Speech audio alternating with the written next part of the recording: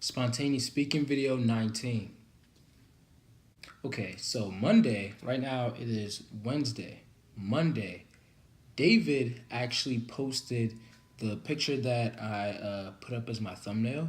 He posted that randomly on his Facebook. And that is, I actually, like, you know how Facebook allows you to, like, react to things? I actually reacted to it saying, wow. Because, well, that was for two reasons. One, David never chases after buses. So that was actually very exciting to see or to witness that, oh, you actually chased after a bus this time. But number two was that the fact that David drew such a random picture, like of all the infinite, literally infinite things that you could post, that you could draw. He ended up drawing a picture of him chasing after the bus, and it's just so much of a coincidence because he doesn't even know, first of all, that I'm recording such a video and that I'm going to use his picture as my thumbnail for this video. But I had planned a week in advance that Monday. I think it was on Monday. Let me check real quick because, you know, this is important to me. I just think it's so weird. Yeah, 7 days before, I was running to try and catch a bus, and I was like, I had a deep revelation from that. You know, only Denzel will get deep revelations from running to catch a bus. But yeah, I had a deep revelation from running to catch that bus, and just so happens that I'm about to now make a video on that, and David has already drawn me a great thumbnail for it without even knowing that it was for me. So, thanks, David. Anyway, I come from New York. I live in the Bronx, and in the Bronx, in New York City, first of all, I don't even have my license. I know, very shocking. I'm 22 years old. I don't have my license, but I have my permit. That's good. And to make me feel better, a lot of my friends who are even older than me back in New York, they don't have their license either. They don't have a car, you know. But I at least know how to drive. I know how to drive. Well, I know how to drive, but I don't know how to drive. If that makes sense to you. But anyway, I live in New York, and at New York, it's a very metropolitan-like area where they have a lot of buses. We get around using buses a lot. It's the norm. You will see people running to catch buses often. Like that's just how life is over there. And there's some people like David and like my younger sister who don't run to catch the bus, but I do. So last week Monday, I believe, while I was still in New York, I actually ran to catch two buses. And this bus was like about 2 blocks away, or it was like headed, I had to meet it at the next stop. So I had my book bag and everything. I walk out of my building and I see the bus pulling off from the bus stop that's right by my building. So I had to like look at a different area. I had to take like a different route to catch it at the next bus stop and just basically intercept it. So I take off with the book bag and everything, like this thing right here, very heavy. So I take off and I'm running with it, and within, like, I was like halfway there, my whole body, my mind was telling me, you're not gonna make it. You are so tired. Just stop. Just stop. You can't do it. You won't make it, etc. And the thing is, I really genuinely felt like I wasn't gonna make it. Like, yo, why am I still running? I'm just wasting my breath. Like, all of these doubts were coming to my mind. And my mind was about to cause me to stop running. But next thing you know, I was about three-fourths of the way there. Because the thing is, as my mind was telling me all of this, I was still running. So I knew that I was tired and that I would not make it. But my body didn't know that yet, or my body did not want to believe it. And it just kept on going mindlessly. And next thing you know, I'm still thinking that all the way up to the point where I was about a few steps away from the bus. And when I sat on the bus, I just all of a sudden thought, as I was taking my deep breaths and everything, I was tired.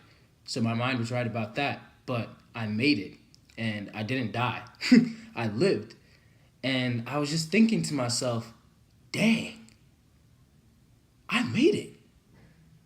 And if I had listened to my mind, If my body had listened to my mind, then I wouldn't have caught that bus.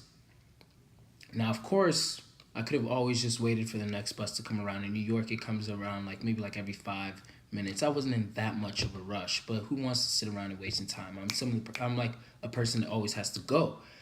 But yeah, I was just sitting there and I was thinking on that bus ride for the rest of that bus ride, like, man, I really caught the bus that my mind was swearing that I was not going to catch, that my mind was swearing that I was going to be too tired to catch and everything.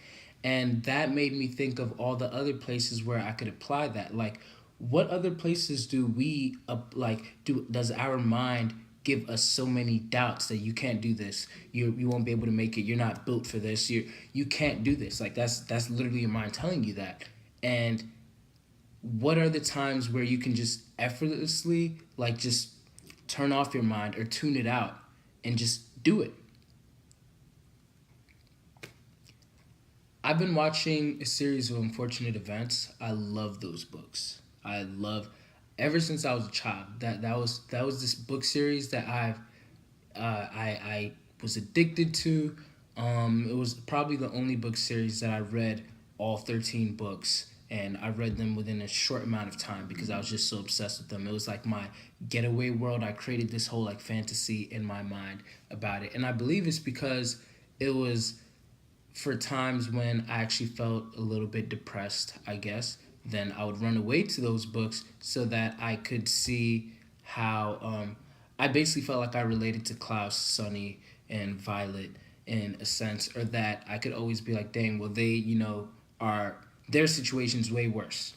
And so I've been watching the new series on Netflix lately, and Klaus actually said something very intelligent. Well, not very intelligent. He always says very intelligent things, but he said something, or he quoted somebody, Samuel Beckett.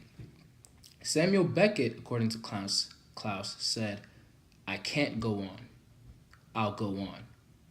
And that was very interesting to me because it just actually came to mind. I actually did not plan to quote that, but it just came to mind as I was recording this. That, oh yeah, another thing to add on to this video, that Samuel Beckett even knew that even when you feel like you just can't go on, like your body will not take you, you just go on. And sometimes you just have to think that way, like, okay, everything is telling me that I cannot do this, but I'll do it. And it seems illogical, it seems like it doesn't make sense, but sometimes that's what it takes to push those boundaries. That's what it takes to reach the goal that you are reaching for. Everybody in life, most people in life are going to tell you that you can't do something. Your mind is going to tell you that you can't do things. And don't get me wrong, there will be a lot of times where those people are right. And I guess that now goes into, okay, how do I know when they're right and how do I know when they're not right?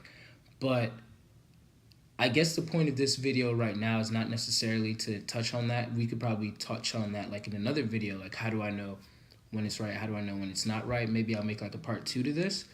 But for now, what I want to tell you is just that try not to listen to those people as often. Try not to listen to even your own mind as often. Sometimes, in order to do the impossible, you just gotta do the impossible. People will be telling you that it's not possible, but then again, there was a whole bunch of things that we thought were not possible before somebody ignored laws of physics or other people in their life and they made that possible. Maybe you're one of those people. If God put a vision in your mind, if God put a dream in your heart, I believe that he equips you, he wires your mind, he does whatever, he gives you exactly what you need in order to accomplish that. And he helps you throughout that process. So that's basically my thoughts on this. All from running to catch a bus. Guess I'll leave you guys off with the quote that I wrote. Believe it or not, some things are best done mindlessly, and some things can only be done mindlessly.